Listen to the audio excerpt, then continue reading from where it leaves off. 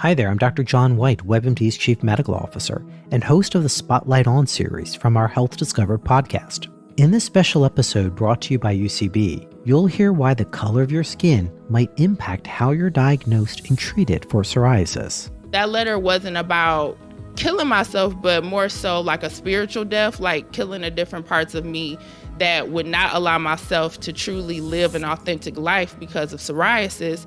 And so it was so many people touched by the blog that they had sent it to the National Psoriasis Foundation. So a couple of the employees there at the time had messaged me and they were like, oh my gosh, we love your letter. We want you to come to a volunteer conference. And so that very next year, I was at my first National Psoriasis Foundation conference. Listen to Health Discovered on the iHeartRadio app or wherever you get your podcasts. Top secret plans have been stolen, and a man lies dead in the underground. Can Sherlock Holmes stave off an international incident? Arthur Conan Doyle, today on the Classic Tales podcast.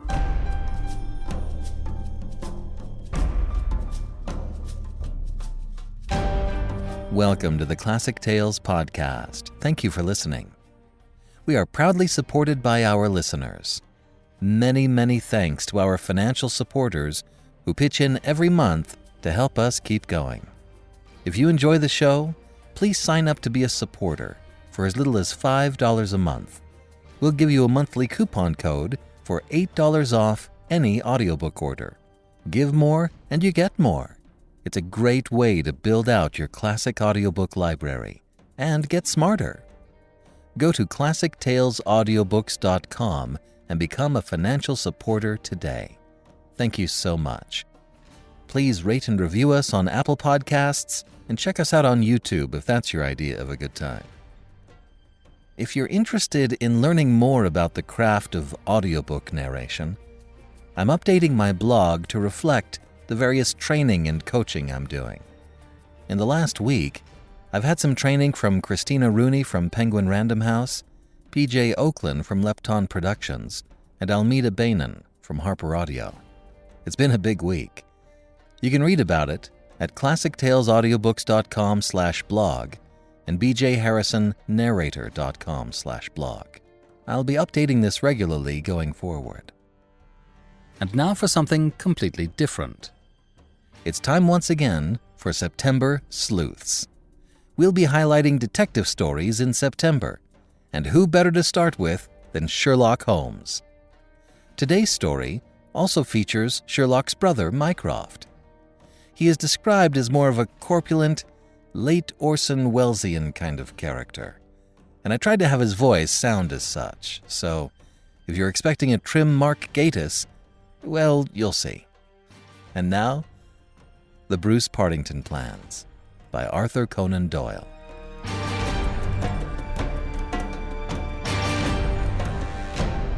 In the third week of November, in the year 1895, a dense yellow fog settled down upon London.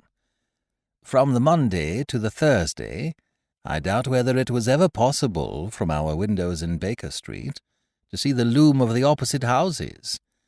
The first day, Holmes had spent in cross-indexing his huge book of references.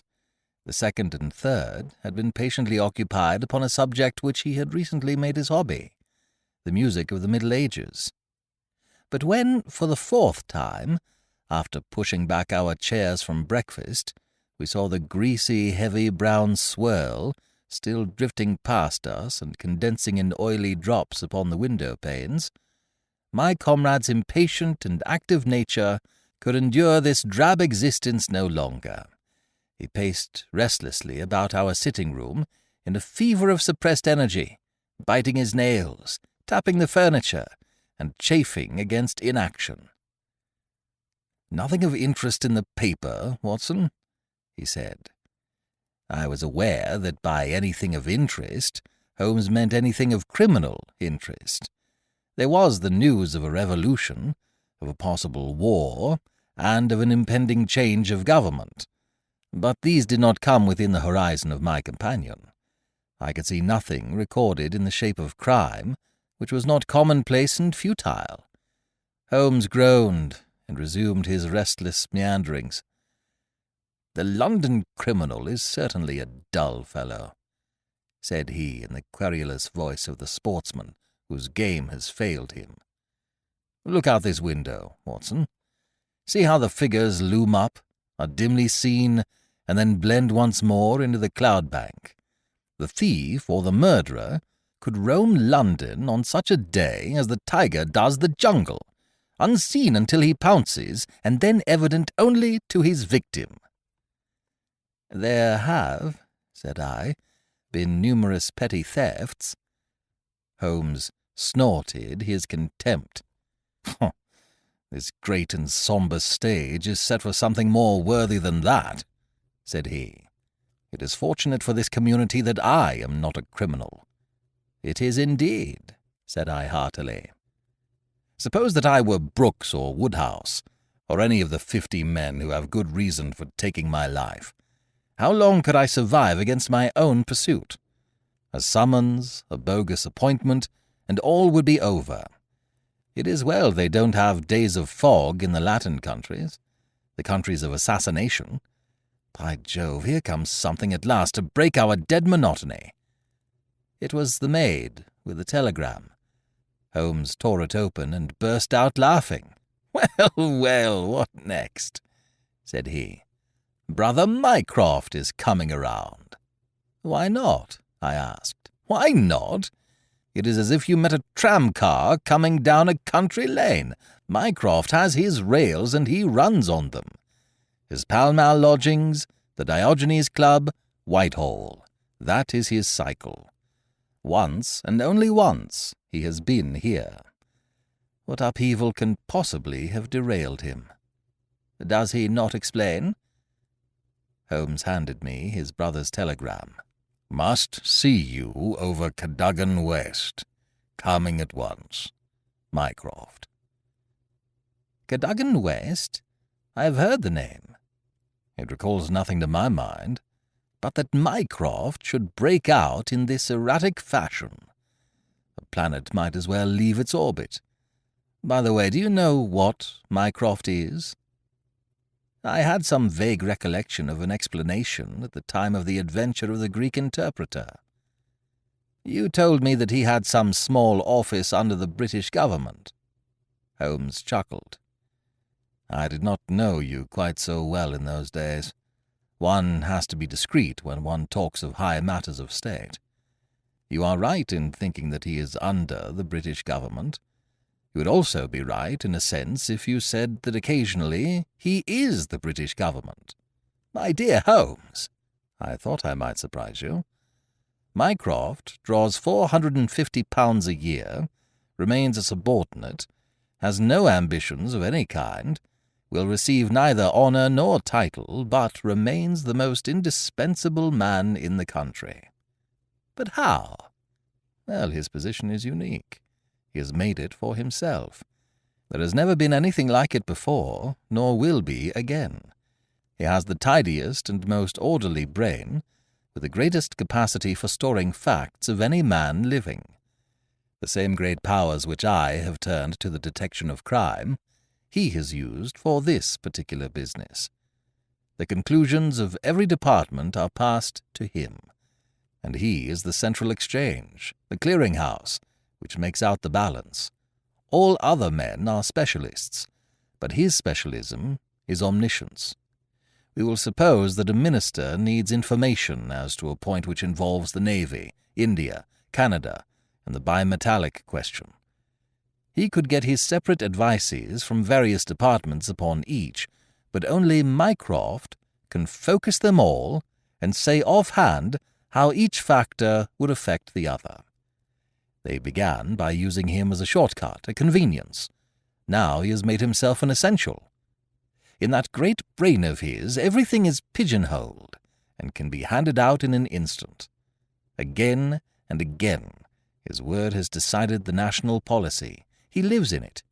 He thinks of nothing else, save when, as an intellectual exercise, he unbends if I call upon him and ask him to advise me on one of my little problems. But Jupiter is descending today. What on earth can it mean? Who is Cadogan West, and what is he to Mycroft?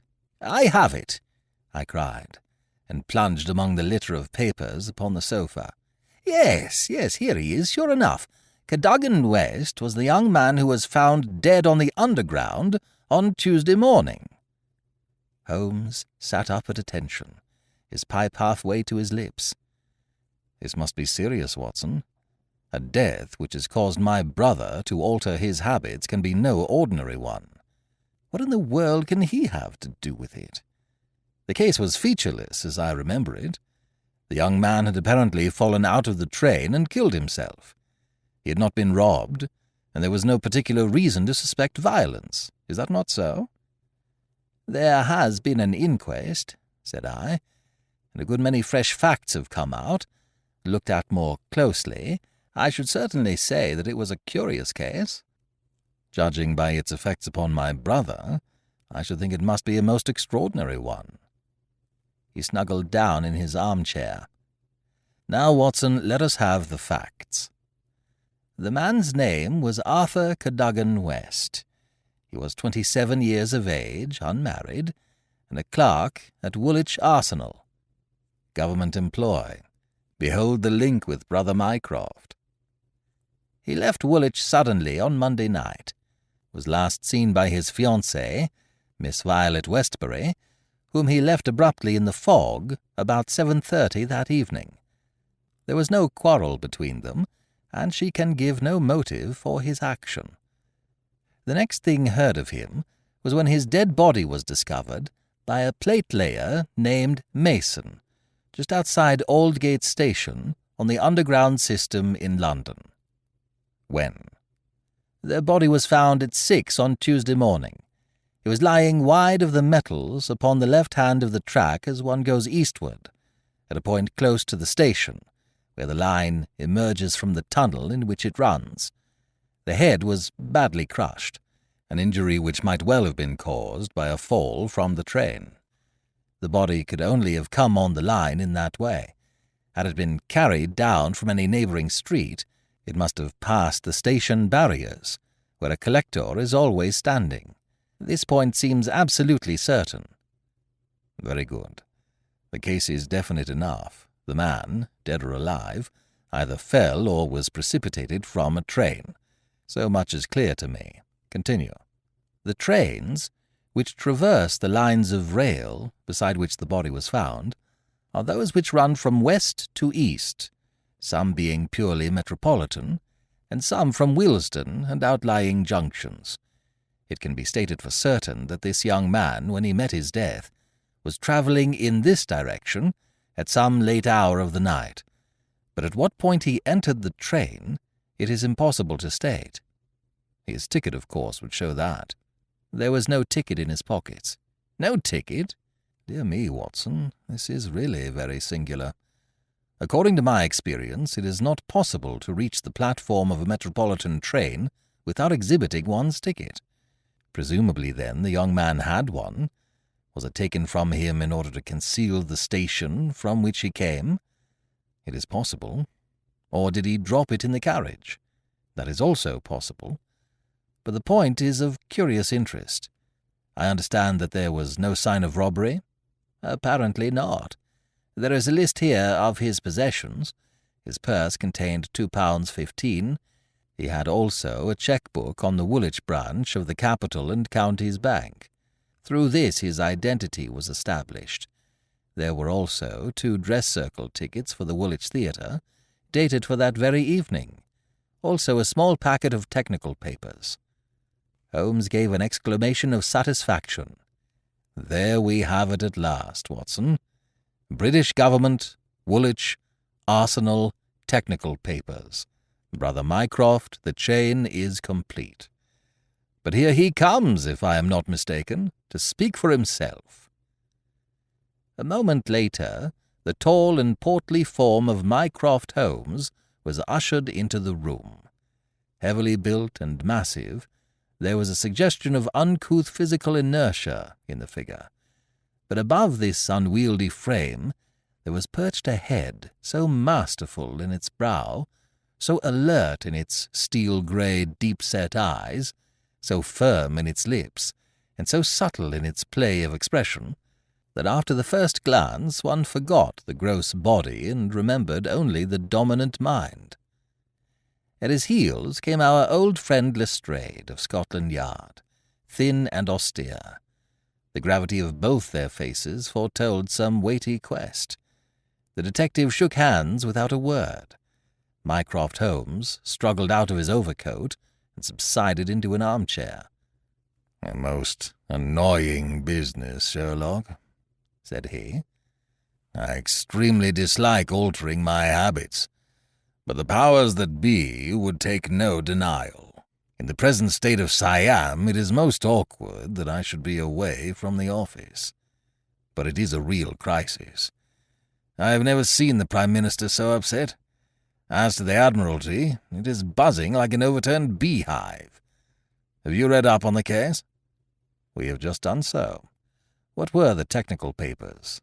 "Ah, there's the point. Fortunately, it has not come out. The press would be furious if it did. The papers, which this wretched youth had in his pocket, were the plans of the Bruce-Partington submarine."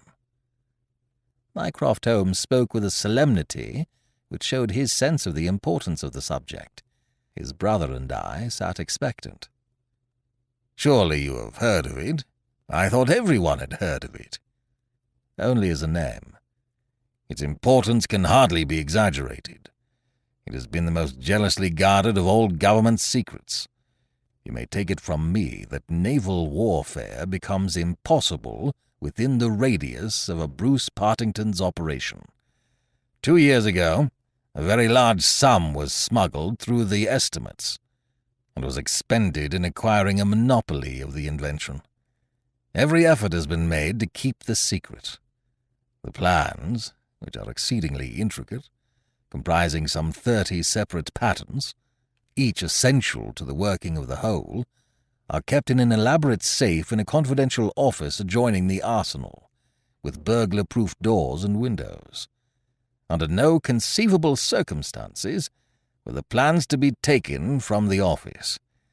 If the chief constructor of the Navy desired to consult them, even he was forced to go to the Woolwich office for the purpose.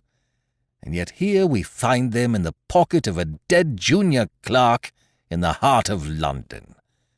From an official point of view, it's simply awful." "But you have recovered them?" "No, Sherlock. No, that's the pinch. We have not. 10 papers were taken from Woolwich. There were 7 in the pocket of Cadogan West. The 3 most essential are gone, stolen, vanished. You must drop everything, Sherlock. Never mind your usual petty puzzles of the police court. It's a vital international problem that you have to solve. Why did Cadogan West take the papers? Where are the missing ones? How did he die? How came his body where it was found? How can the evil be set right? Find an answer to all these questions, and you will have done good service to your country." "Why do you not solve it yourself, Mycroft? You can see as far as I." "Possibly, Sherlock, but it is a question of getting details. Give me your details, and from an armchair I will return you an excellent expert opinion. But to run here and run there, to cross-question railway guards and lie on my face with a lens to my eye, is not my métier. No. You are the one man who can clear the matter up. If you have a fancy to see your name in the next honours list—" My friend smiled and shook his head. "I play the game for the game's own sake," said he. "But the problem certainly presents some points of interest, and I shall be very pleased to look into it. Some more facts, please." "I have jotted down the more essential ones upon this sheet of paper, together with a few addresses, which you will find of service. The actual official guardian of the papers is the famous government expert Sir James Walter, whose decorations and subtitles fill 2 lines of a book of reference. He has grown grey in the service, is a gentleman, a favored guest in the most exalted houses, and above all, a man whose patriotism is beyond suspicion. He is one of two who have a key of the safe. I may add that the papers were undoubtedly in the office during working hours on Monday, and that Sir James left for London about 3 o'clock, taking his key with him. He was at the house of Admiral Sinclair at Berkeley Square during the whole of the evening when this incident occurred. Has the fact been verified? Yes. His brother, Colonel Valentine Walter, has testified to his departure from Woolwich, and Admiral Sinclair to his arrival in London, so Sir James is no longer a direct factor in the problem. Who was the other man with the key? The senior clerk and draftsman, Mr. Sidney Johnson. He is a man of 40, married with 5 children. He is a silent, morose man, but he has, on the whole, an excellent record in the public service. He is unpopular with his colleagues, but a hard worker. According to his own account, corroborated only by the word of his wife, he was at home the whole of Monday evening after office hours, and his key has never left the watch chain upon which it hangs. Tell us about Cadogan West. He has been 10 years in the service and has done good work. He has the reputation of being hot-headed and imperious, but a straight, honest man. We have nothing against him. He was next Sidney Johnson in the office. His duties brought him into daily personal contact with the plans. No one else had the handling of them. Who locked up the plans that night? Mr. Sidney Johnson, the senior clerk. Well, it is surely perfectly clear who took them away. They are actually found upon the person of this junior clerk, Cadogan West. That seems final, does it not? It does, Sherlock, and yet it leaves so much unexplained. In the first place, why did he take them? I presume they were of value. He could have got several thousands for them very easily.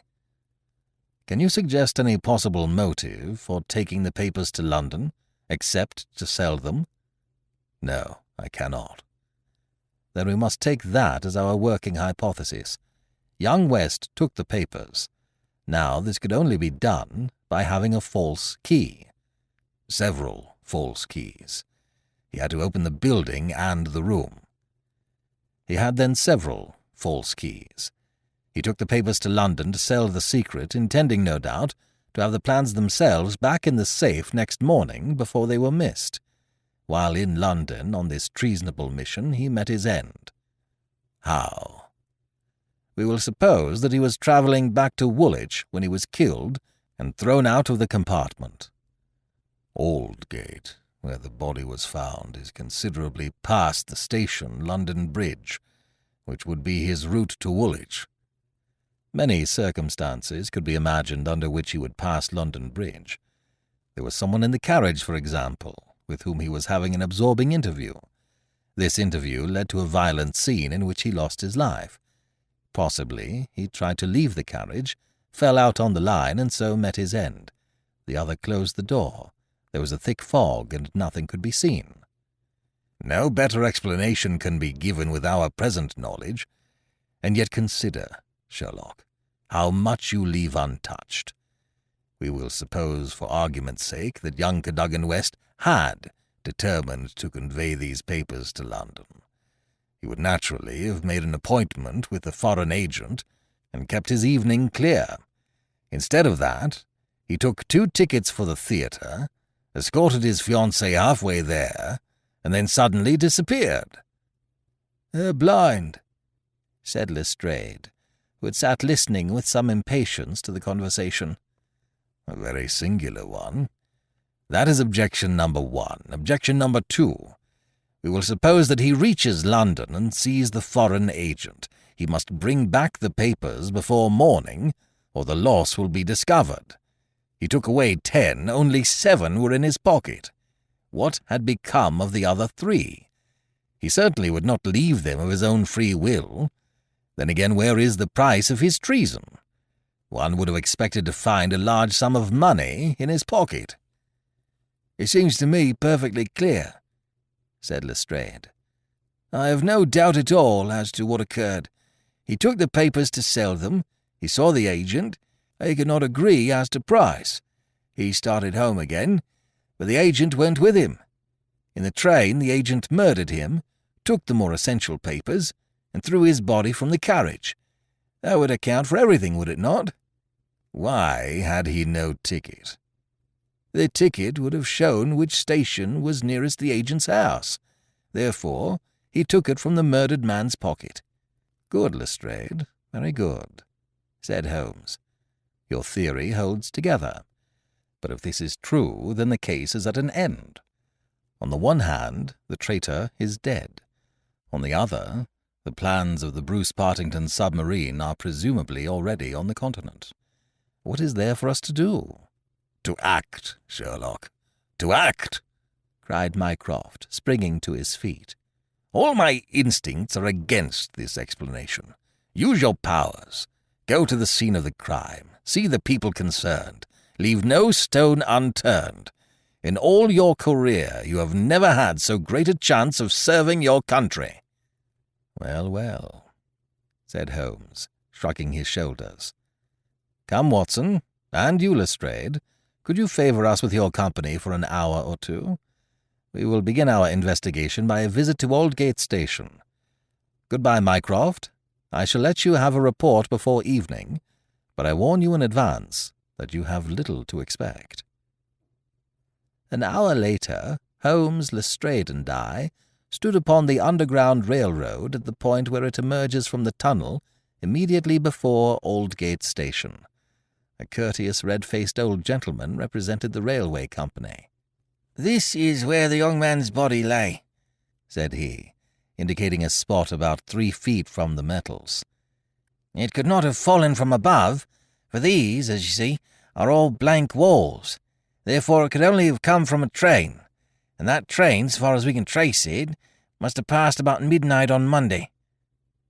"Have the carriages been examined for any sign of violence?" "There are no such signs, and no ticket has been found." "No record of a door being found open?" "None." "We have had some fresh evidence this morning," said Lestrade. "A passenger who passed Aldgate in an ordinary metropolitan train about 11:40 on Monday night declares that he heard a heavy thud, as of a body striking the line, just before the train reached the station. There was dense fog, however, and nothing could be seen. He made no report of it at the time." "Why, whatever is the matter with Mr. Holmes?" My friend was standing with an expression of strained intensity upon his face, staring at the railway metals where they curved out of the tunnel. Aldgate is a junction, and there was a network of points.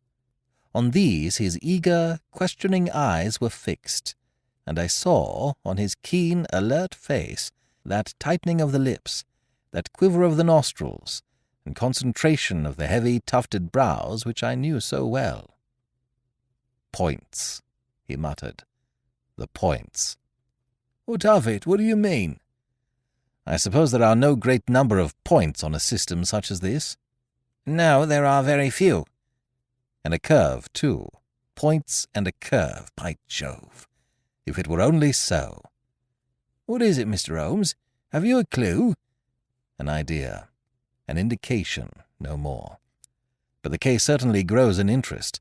Unique, perfectly unique. And yet why not? I do not see any indications of bleeding on the line." "There were hardly any." "But I understand that there was a considerable wound." "The bone was crushed, but there was no great external injury." "And yet one would have expected some bleeding. Would it be possible for me to inspect the train which contained the passenger who heard the thud of a fall in the fog?" "I fear not, Mr. Holmes. The train has been broken up before now, and the carriages redistributed." "I can assure you, Mr. Holmes," said Lestrade, "that every carriage has been carefully examined. I saw to it myself." It was one of my friend's most obvious weaknesses that he was impatient with less alert intelligences than his own. "Very likely," said he, turning away. "As it happens, it was not the carriages which I desired to examine. Watson, we have done all we can here. We need not trouble you any further, Mr. Lestrade.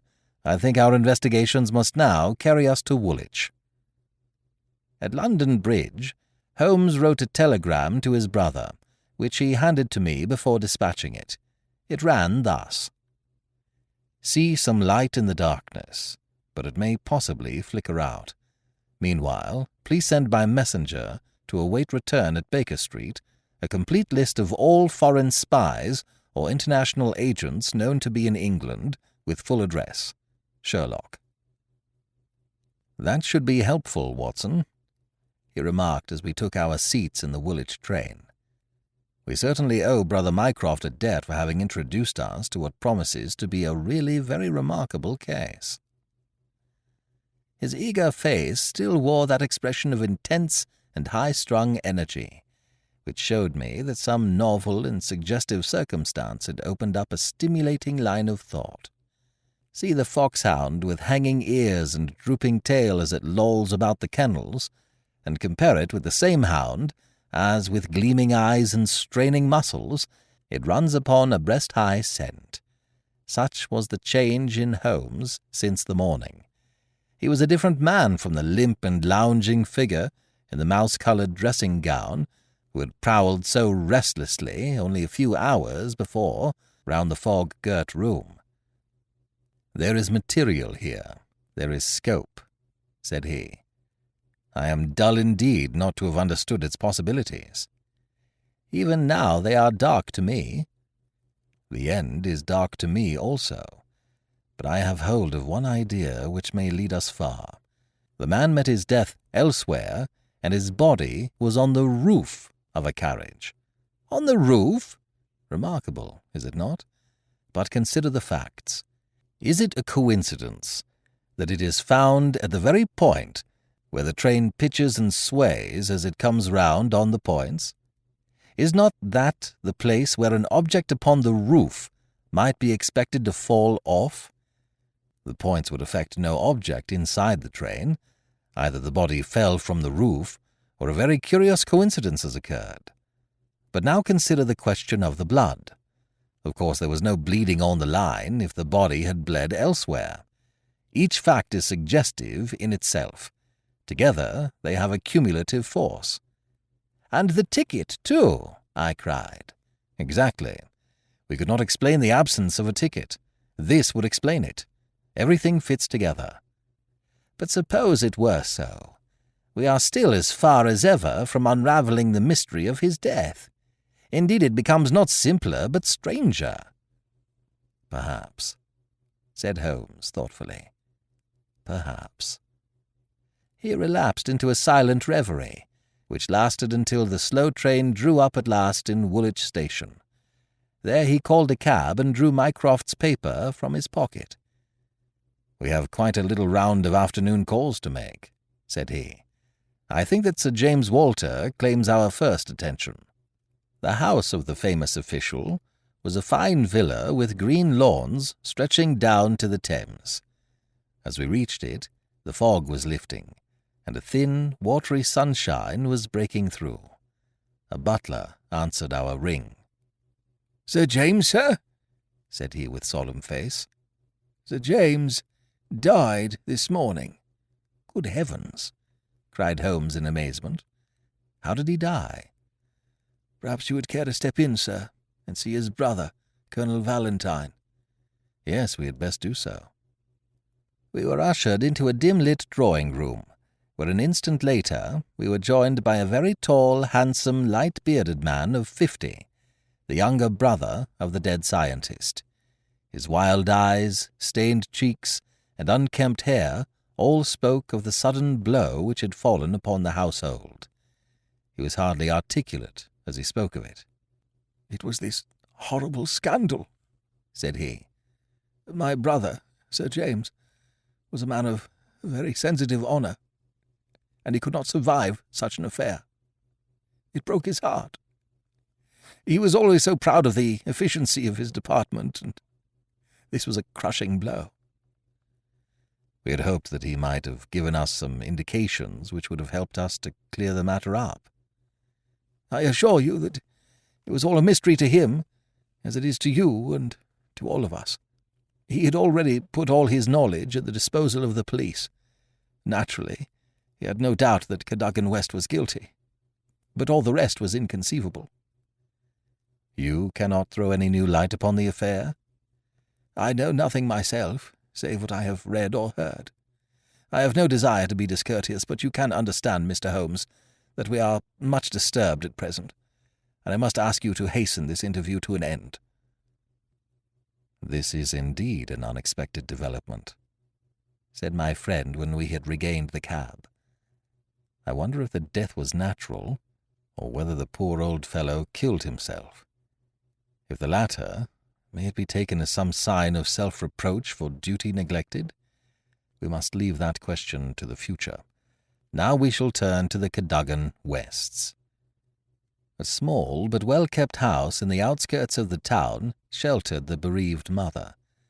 The old lady was too dazed with grief to be of any use to us, but at her side was a white-faced young lady who introduced herself as Miss Violet Westbury, the fiancée of the dead man, and the last to see him upon that fatal night. "I cannot explain it, Mr. Holmes," she said. "I have not shut an eye since the tragedy, thinking night and day, what the true meaning of it can be. Arthur was the most single-minded, chivalrous, patriotic man upon earth. He would have cut his right hand off before he would sell a state secret confided to his keeping.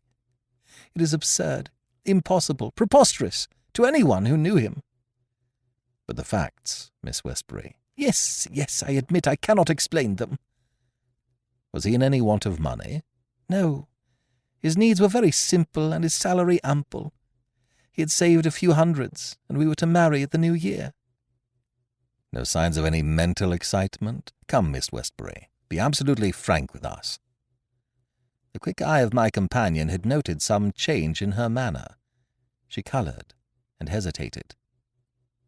"Yes," she said at last. "I had a feeling that there was something on his mind." "For long?" "Only for the last week or so. He was thoughtful and worried. Once I pressed him about it. He admitted that there was something and that it was concerned with his official life. 'It is too serious for me to speak about, even to you,' said he. I could get nothing more." Holmes looked grave. "Go on, Miss Westbury. Even if it seems to tell against him, go on. We cannot say what it may lead to." "Indeed, I have nothing more to tell. Once or twice it seemed to me that he was on the point of telling me something. He spoke one evening of the importance of the secret, and I have some recollection that he said that no doubt foreign spies would pay a great deal to have it." My friend's face grew graver still. "Anything else?" "He said that we were slack about such matters, that it would be easy for a traitor to get the plans." "Was it only recently that he made such remarks?" "Yes, quite recently." "Now tell us of that last evening." "We were to go to the theatre. The fog was so thick that a cab was useless. We walked, and our way took us close to the office. Suddenly he darted away into the fog." "Without a word?" "He gave an exclamation, that was all. I waited, but he never returned. Then I walked home. Next morning, after the office opened, they came to inquire. About 12 o'clock we heard the terrible news. Oh, Mr. Holmes, if you could only save his honour. It was so much to him." Holmes shook his head sadly. "Come, Watson," said he. "Our ways lie elsewhere. Our next station must be the office from which the papers were taken." "It was black enough before against this young man, but our inquiries make it blacker," he remarked as the cab lumbered off. "His coming marriage gives a motive for the crime. He naturally wanted money. The idea was in his head since he spoke about it. He nearly made the girl an accomplice in the treason by telling her his plans. It is all very bad." "But surely, Holmes, character goes for something. Then again, why should he leave the girl in the street and dart away to commit a felony?" "Exactly. There are certainly objections. but it is a formidable case which they have to meet. Mr. Sidney Johnson, the senior clerk, met us at the office and received us with that respect which my companion's card always commanded. He was a thin, gruff, bespectacled man of middle age, his cheeks haggard, and his hands twitching from the nervous strain to which he had been subjected. "It is bad, Mr. Holmes. Very bad. Have you heard of the death of the chief?" We have just come from his house. "The place is disorganized. The chief dead, Cadogan West dead, our papers stolen, and yet, when we closed our door on Monday evening, we were as efficient in office as any in the government service. Good God, it's dreadful to think of. That West, of all men, should have done such a thing." "You are sure of his guilt, then?" "I can see no other way out of it, and yet I would have trusted him as I trust myself." "At what hour was the office closed on Monday?" "At 5. Did you close it?" "I am always the last man out." "Where were the plans?" "In that safe. I put them there myself." "Is there no watchman to the building?" "There is, but he has other departments to look after as well. He is an old soldier, and a most trustworthy man. He saw nothing that evening. Of course the fog was very thick." Suppose that Cadogan West wished to make his way into the building after hours. He would need 3 keys, would he not, before he could reach the papers? "Yes, he would. The key of the outer door, the key of the office, and the key of the safe." "Only Sir James Walter and you had those keys?" "I had no keys of the doors, only of the safe." "Was Sir James a man who was orderly in his habits?" "Yes, I think he was. I know that so far as those 3 keys are concerned, he kept them on the same ring. I have often seen them there." "And that ring went with him to London?" "He said so." "And your key never left your possession?" "Never." "Then West, if he is the culprit, must have had a duplicate, and yet none was found upon his body. One other point. If a clerk in this office desired to sell the plans, would it not be simpler to copy the plans for himself than to take the originals, as was actually done?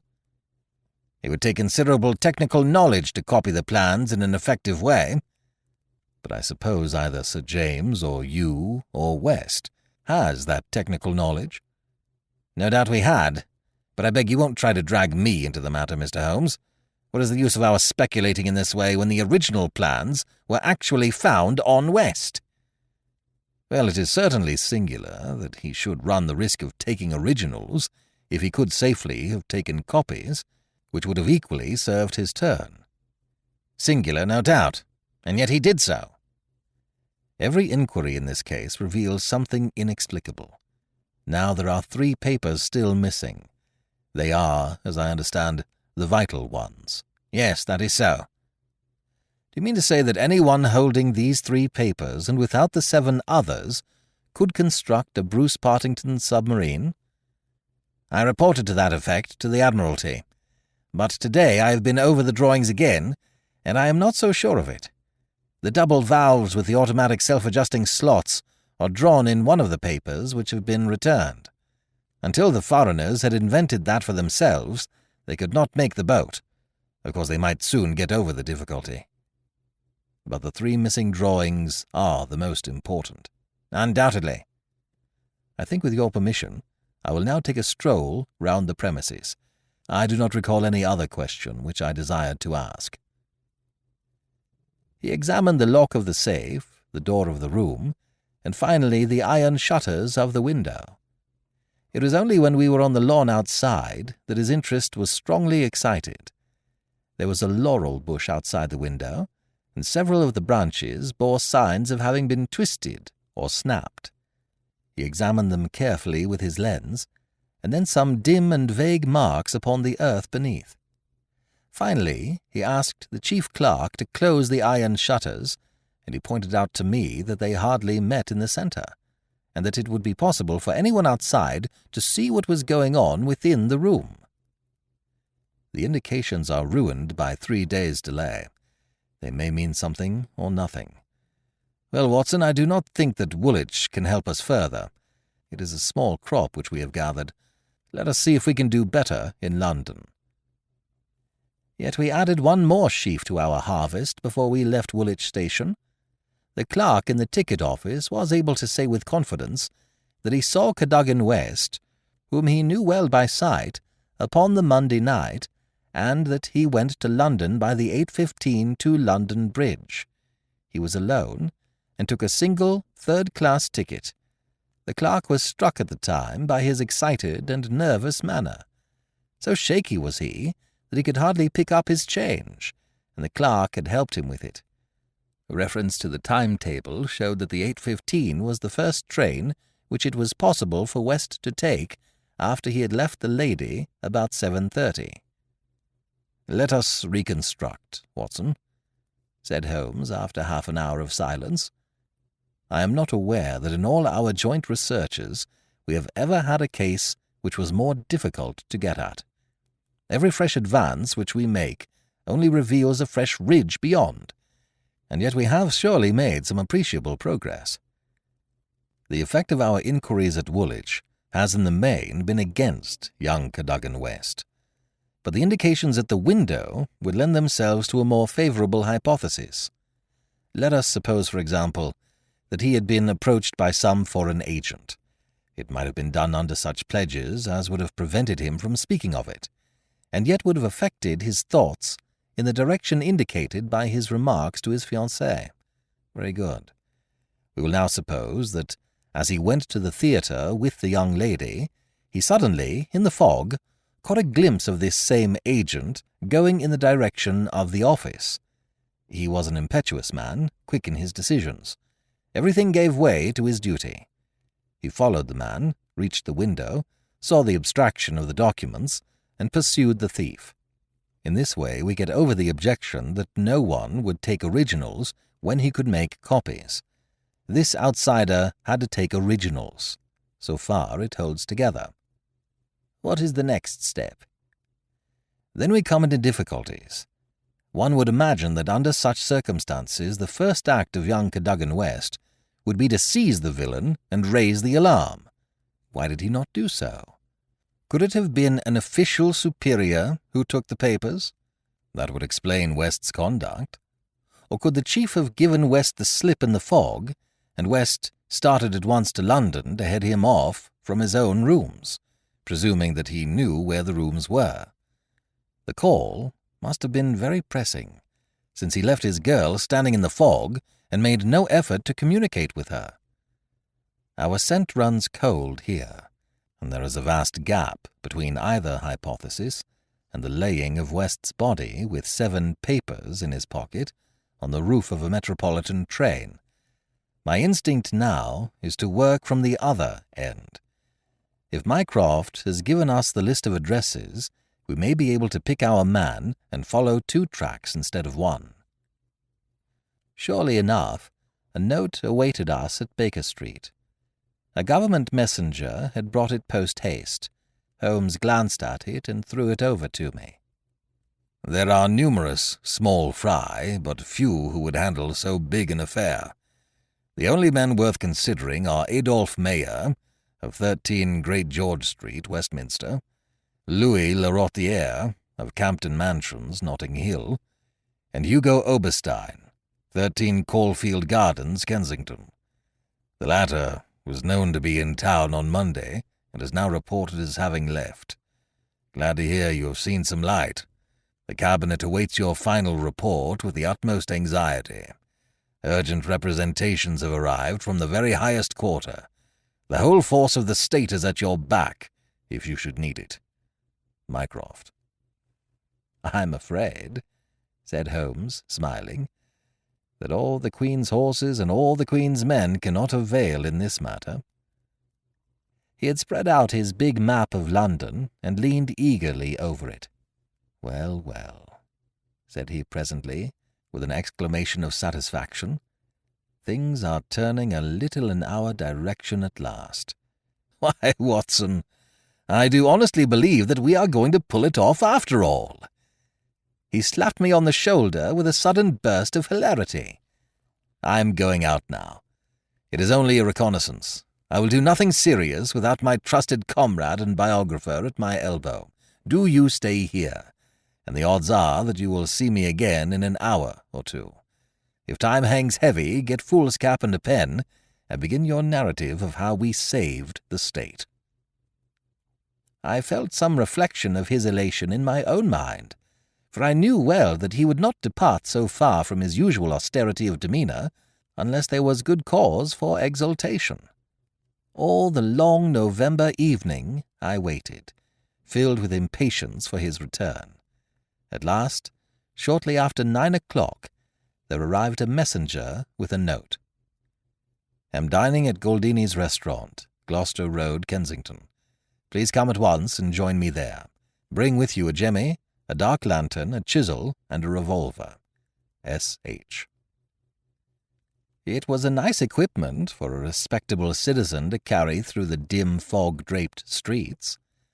I stowed them all discreetly away in my overcoat and drove straight to the address given. There sat my friend at a little round table near the door of the garish Italian restaurant. "Have you had something to eat? Then join me in a coffee and curacao. Try one of the proprietor's cigars. They are less poisonous than one would expect. Have you the tools? They are here, in my overcoat. Excellent. Let me give you a short sketch of what I have done, with some indication of what we are about to do. Now it must be evident to you, Watson, that this young man's body was placed on the roof of the train. And that was clear from the instant that I determined the fact that it was from the roof and not from the carriage that he had fallen. Could it not have been dropped from a bridge? I should say it was impossible. If you examine the roofs, you will find that they are slightly rounded, and there is no railing round them. Therefore, we can say for certain that young Cadogan West was placed on it. How could he be placed there? That was the question which we had to answer. There is only one possible way. You are aware that the underground runs clear of tunnels at some points in the West End? I had a vague memory that as I have travelled by it, I have occasionally seen windows just above my head. Now, suppose that a train halted under such a window. Would there be any difficulty in laying a body upon the roof? It seems most improbable. We must fall back upon the old axiom that when all other contingencies fail, whatever remains, however improbable, must be the truth. Here, all other contingencies have failed. When I found that the leading international agent, who had just left London, lived in a row of houses which abutted upon the underground, I was so pleased that you were a little astonished at my sudden frivolity. Oh, that was it, was it? Yes, that was it. Mr. Hugo Oberstein, of 13 Caulfield Gardens, had become my objective. I began my operations at Gloucester Road Station, where a very helpful official walked with me along the track and allowed me to satisfy myself not only that the back-stair windows of Caulfield Gardens open on the line, but the even more essential fact that owing to the intersection of one of the larger railways, the underground trains are frequently held motionless for some minutes at that very spot. Splendid, Holmes, you have got it. So far, Watson. We advance, but the goal is afar. Well, having seen the back of Caulfield Gardens, I visited the front, and satisfied myself that the bird was indeed flown. It is a considerable house, unfurnished, so far as I could judge, in the upper rooms. Oberstein lived there with a single valet, who was probably a confederate entirely in his confidence. We must bear in mind that Oberstein has gone to the continent to dispose of his booty, but not with any idea of flight. For he had no reason to fear a warrant, and the idea of an amateur domiciliary visit would certainly never occur to him. Yet that is precisely what we are about to make. Could we not get a warrant and legalize it? Hardly on the evidence. What can we hope to do? We cannot tell what correspondence may be there. I don't like it, Holmes, my dear fellow. You shall keep watch in the street. I'll do the criminal part. It's not a time to stick at trifles. Think of Mycroft's note, of the Admiralty, the Cabinet, the exalted person who waits for news. We are bound to go. My answer was to rise from the table. "You are right, Holmes. We are bound to go." He sprang up and shook me by the hand. "I knew you would not shrink at the last," said he, and for a moment I saw something in his eyes which was nearer to tenderness than I had ever seen. The next instant he was his masterful, practical self once more. "It is nearly half a mile, but there is no hurry. Let us walk," said he. "Don't drop the instruments, I beg. Your arrest as a suspicious character would be a most unfortunate complication." Caulfield Gardens was one of those lines of flat-faced, pillared, and porticoed houses which are so prominent a product of the Middle Victorian epoch in the West End of London. Next door there appeared to be a children's party, for the merry buzz of young voices and the clatter of a piano resounded through the night. The fog still hung about and screened us with its friendly shade. Holmes had lit his lantern and flashed it upon the massive door. "This is a serious proposition," said he. "It is certainly bolted as well as locked. We would do better in the area. There is an excellent archway down yonder, in case a too zealous policeman should intrude. Give me a hand, Watson, and I'll do the same for you." A minute later we were both in the area. Hardly had we reached the dark shadows before the step of a policeman was heard in the fog above. As its soft rhythm died away, Holmes set to work upon the lower door. I saw him stoop and strain until, with a sharp crash, it flew open. We sprang through into the dark passage, closing the area door behind us. Holmes led the way up the curving, uncarpeted stair. His little fan of yellow light shone upon a low window. "Here we are, Watson. This must be the one." He threw it open, and as he did so, there was a low, harsh murmur, growing steadily into a loud roar as a train dashed past us in the darkness. Holmes swept his light along the window-sill. It was thickly coated with soot from the passing engines, but the black surface was blurred and rubbed in places. You can see where they rested the body. Hello, Watson. What is this? There can be no doubt that it is a blood mark. He was pointing to faint discolorations along the woodwork of the window. "Here it is on the stone of the stair, also. The demonstration is complete. Let us stay here until a train stops." We had not long to wait. The very next train roared from the tunnel as before, but slowed in the open, and then, with a creaking of brakes, pulled up immediately beneath us. It was not 4 feet from the window ledge to the roof of the carriages. Holmes softly closed the window. "So far we are justified," said he. "What do you think of it, Watson?" "A masterpiece. You have never risen to a greater height." "I cannot agree with you there. From the moment that I conceived the idea of the body being upon the roof, which surely was not a very abstruse one, all of the rest was inevitable. If it were not for the grave interests involved, the affair up to this point would be insignificant. Our difficulties are still before us, but perhaps we may find something here which may help us." We had ascended the kitchen stair and entered the suite of rooms upon the first floor. One was a dining room, severely furnished and containing nothing of interest. A second was a bedroom, which also drew blank. The remaining room appeared more promising, and my companion settled down to a systematic examination. It was littered with books and papers, and was evidently used as a study. Swiftly and methodically, Holmes turned over the contents of drawer after drawer, and cupboard after cupboard, but no gleam of success came to brighten his austere face. At the end of an hour, he was no further than when he started. "The cunning dog has covered his tracks," said he. "He has left nothing to incriminate him. His dangerous correspondence has been destroyed or removed. This is our last chance." It was a small tin cash-box which stood upon the writing-desk. Holmes pried it open with his chisel. Several rolls of paper were within, covered with figures and calculations, without any note to show to what they referred. The recurring words water pressure and pressure to the square inch suggested some possible relation to a submarine. Holmes tossed them all impatiently aside. There only remained an envelope with some small newspaper slips inside it. He shook them out on the table, and at once I saw by his eager face that his hopes had been raised. "What's this, Watson, eh? What's this? Record of a series of messages in the advertisements of a paper. Daily Telegraph agony column by the print and paper. Right-hand top corner of a page. No dates, but messages arranged themselves. This must be the first. Hoped to hear sooner. Terms agreed to.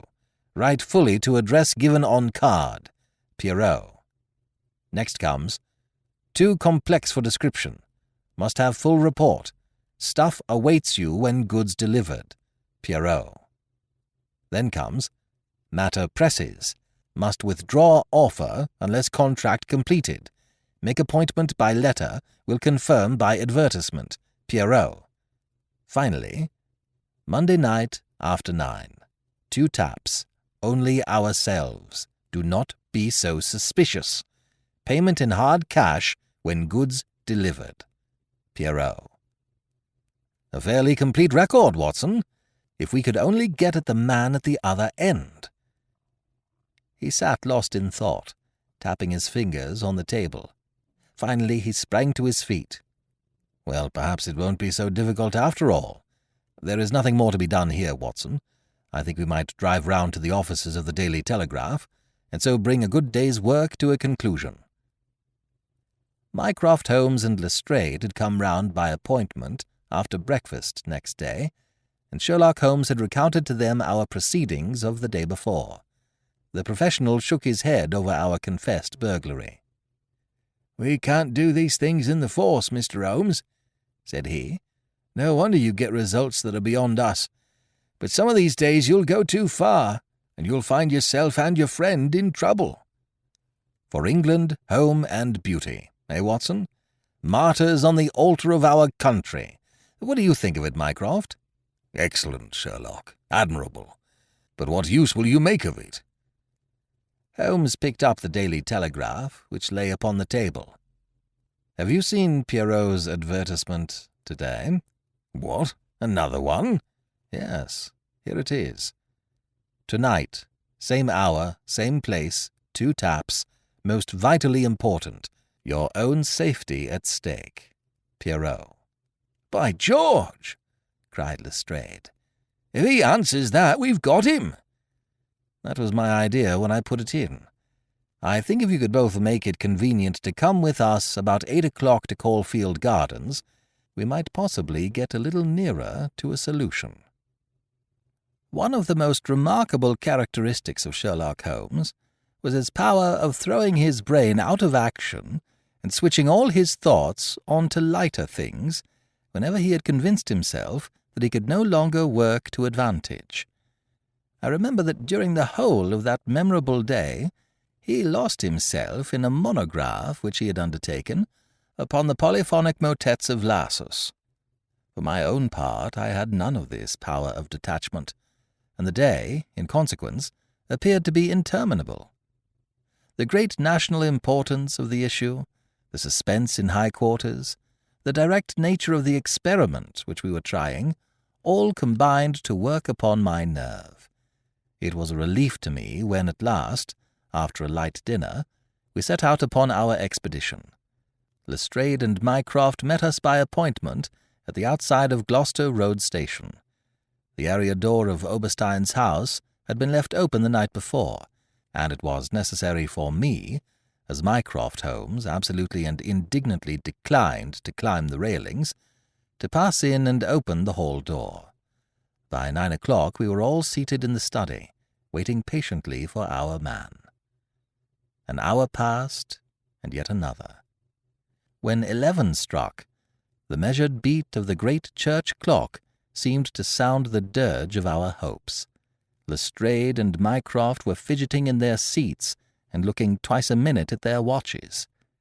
Holmes sat silent and composed, his eyelids half shut, but every sense on the alert.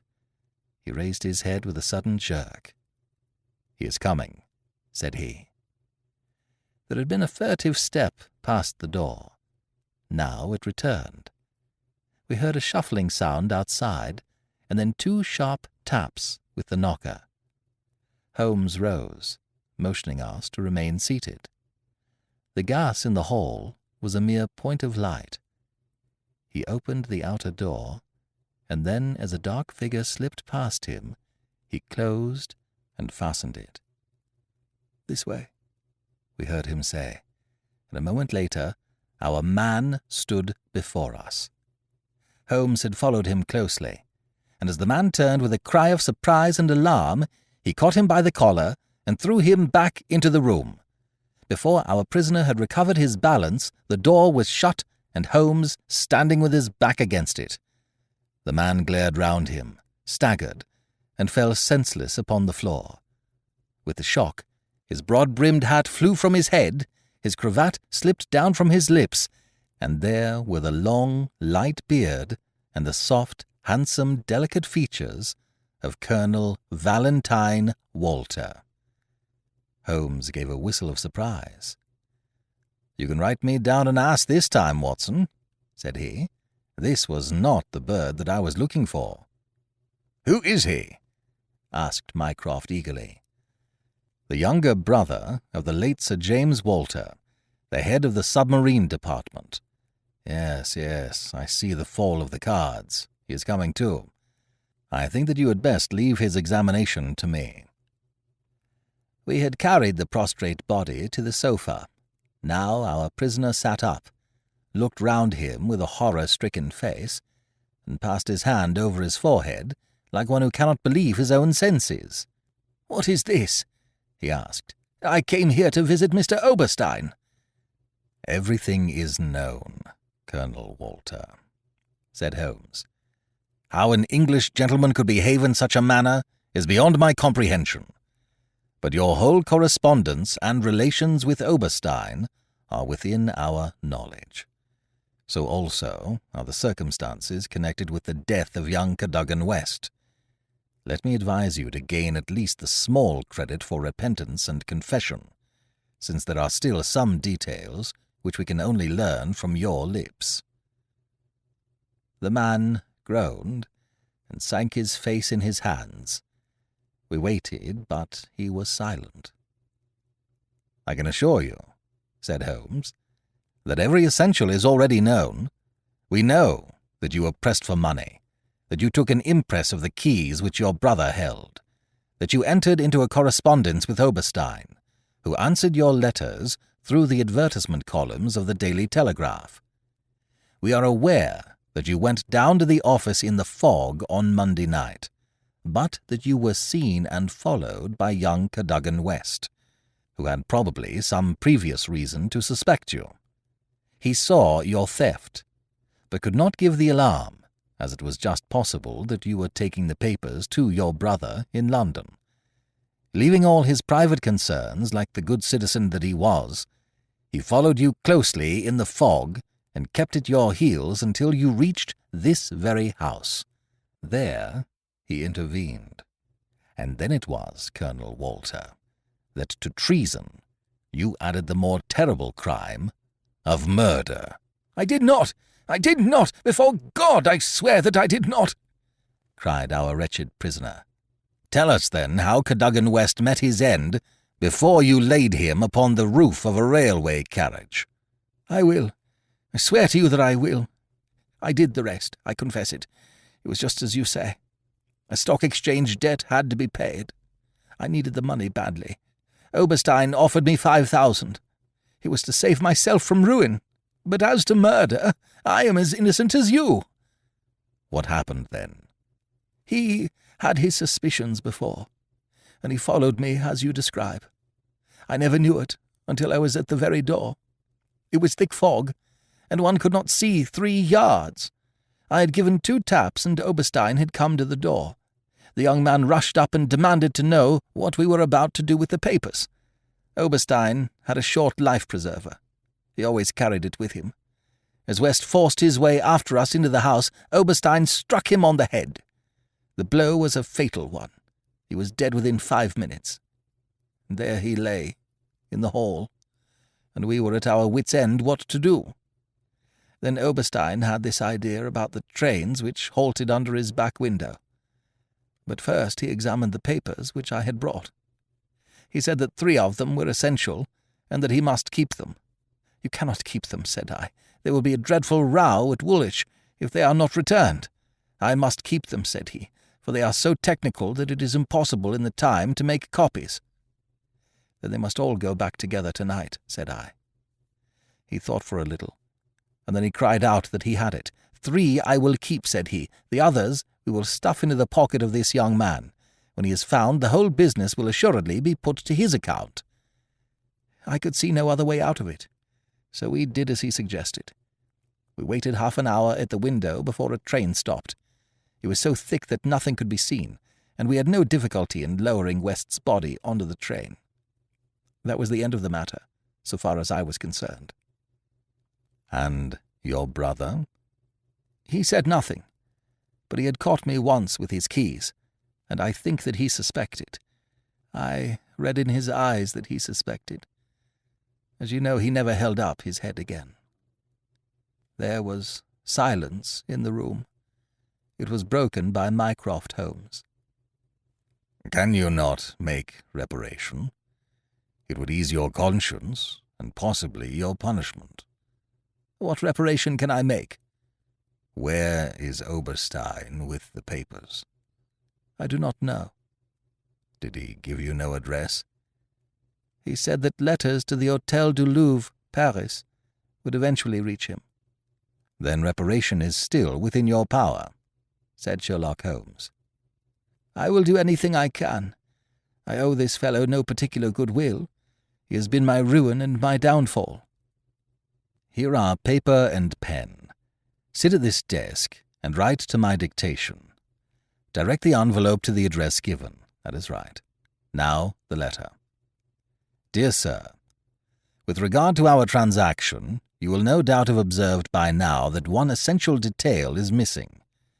I have a tracing which will make it complete.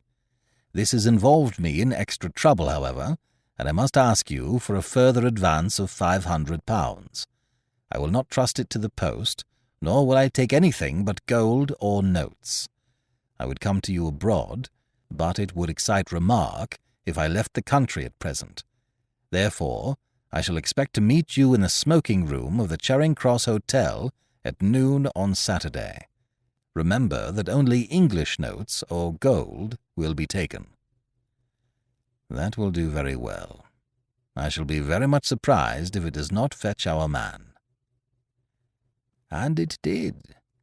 It is a matter of history, that secret history of a nation which is often so much more intimate and interesting than its public chronicles.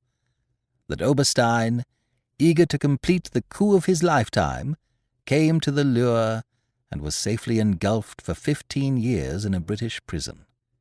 In his trunk were found the invaluable Bruce-Partington plans, which he had put up for auction in all the naval centres of Europe.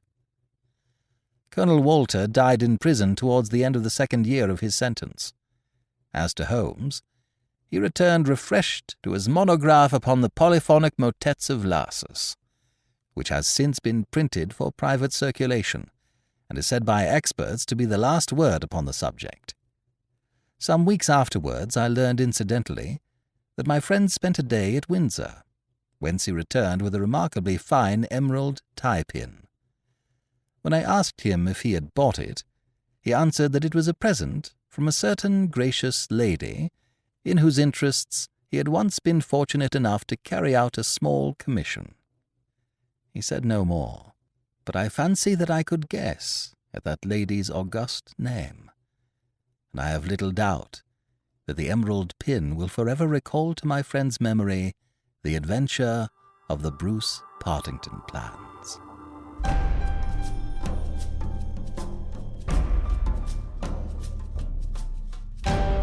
This is B.J. Harrison. I hope you've enjoyed this unabridged production. of The Bruce-Partington Plans by Arthur Conan Doyle. If you have enjoyed this book, please become a monthly supporter by going to ClassicTalesAudiobooks.com. Donate $5 a month and get a monthly coupon code for $8 off anything in the store. Give more and you get more. Thank you so much for your support. Thank you for joining me today and allowing classic literature to awaken your better self. Please join me every week, and we'll rediscover the greatest stories ever put to paper.